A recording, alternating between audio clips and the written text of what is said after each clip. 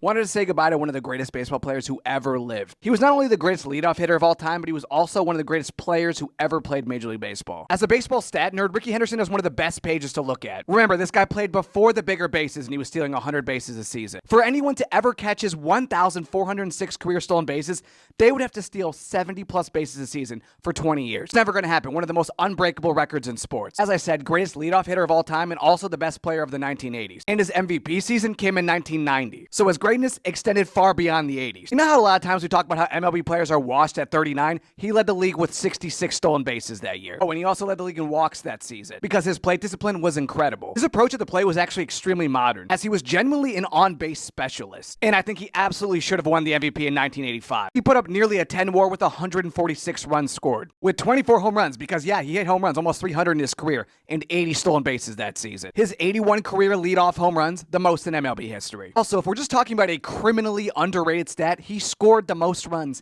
ever. Considering you can't win baseball games unless you score runs, I don't know how this isn't a bigger deal. We talk about home runs all the time, but he literally scored the most runs ever with 2,295. I'm too young to have really seen him play at his peak. I never knew him personally, so I don't even want to speak on it, but I will say just from a statistical standpoint and just the electricity that he brought to the game, he's one of the greatest players of all time, one of the most fun, and he will be greatly missed.